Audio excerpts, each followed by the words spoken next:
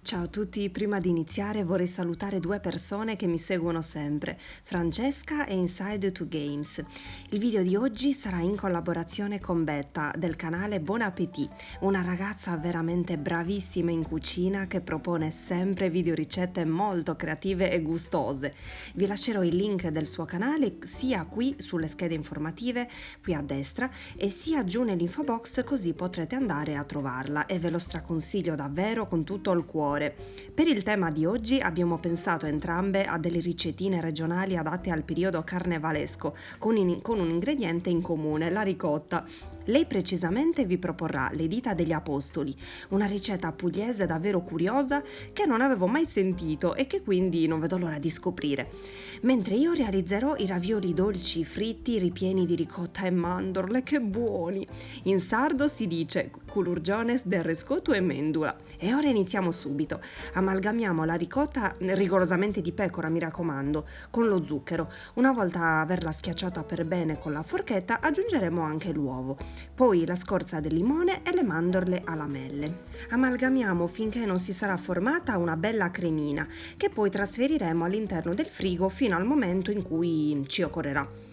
Nel frattempo andremo a preparare la sfoglia.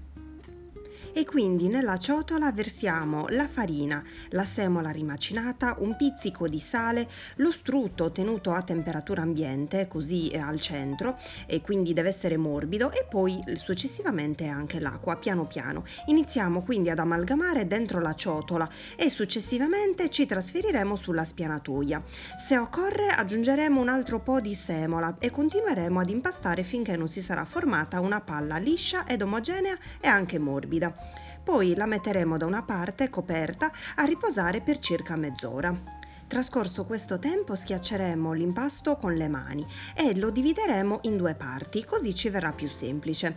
E per facilitarci il lavoro useremo la sfogliatrice, prima a livello 3 e poi pieghiamo in due la sfoglia e sfogliamo un'altra volta a livello 4.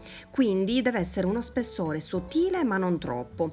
Ripetiamo l'operazione di piegare in due la pasta finché non siamo soddisfatti della consistenza.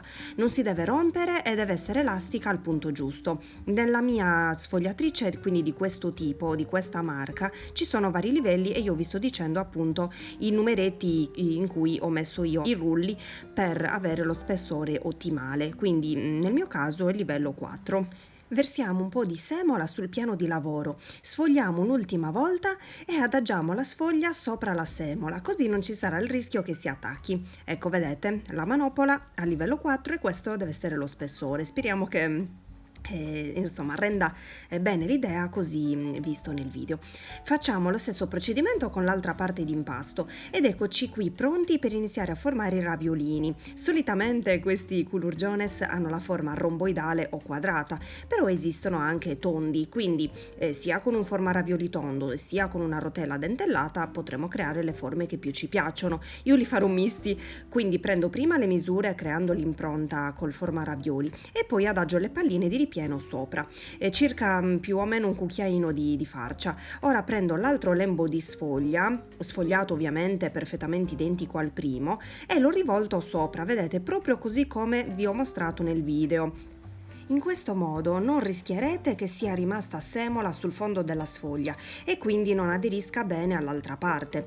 Questo è davvero molto importante perché poi rischiereste che i ravioli si aprano durante la frittura. Schiacciamo con i polpastrelli tutto attorno alla pallina del ripieno con delicatezza, cercando di far fuoriuscire più aria possibile che è rimasta intrappolata tra una sfoglia e l'altra.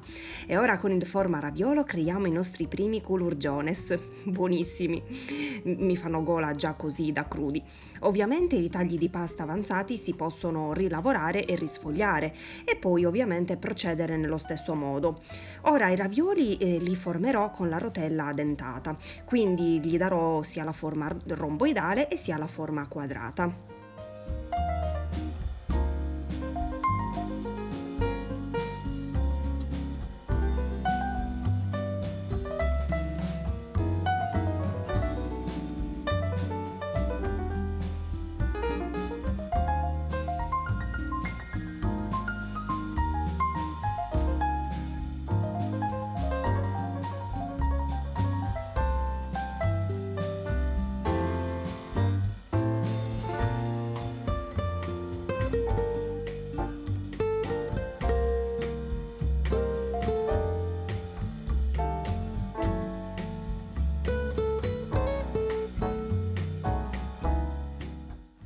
Ed eccoli qui prontissimi per essere fritti. Ne sono usciti esattamente 22 con le dosi che vi ho dato. Ovviamente gli ultimi due sono usciti, uno gigante, eccolo qua, che sembra un agnolotto, e un altro minuscolo, che sembra un mini fagottino. E ora friggiamo in abbondante olio bollente entrambi i lati. Quando ci accorgiamo che stanno facendo le bollicine sulla superficie e si stanno gonfiando, allora possiamo voltarli. Ci vorrà davvero pochissimo tempo perché siano cotti. Mi raccomando, attenzione a non bruciarli, non devono essere troppo dorati, ma giusto un pochino colorati. Questo tipo di pasta ricorda un po' quella delle Seadas, di cui vi lascerò la ricetta qui su nelle i delle schede informative, se appunto non doveste ricordarvela.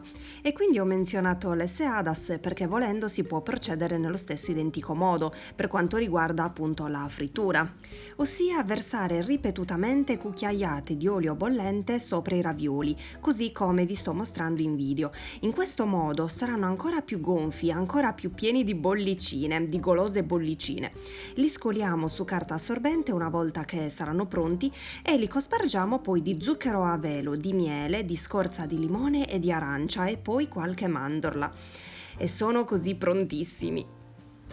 Sono davvero emozionata per aver realizzato questa specialità della mia terra che fa parte della mia infanzia e ha accompagnato gran parte dei miei carnevali quando ero una bimba. Li dovete provare assolutamente questi ravioloni, sono così buoni, tutti i sapori sono bilanciati al punto giusto, nessun ingrediente prevale sull'altro e vi posso garantire che non sembrano neanche fritti, talmente sono leggeri e delicati. L'unica pecca è che creano dipendenza, ecco, sì, uno tira l'altro.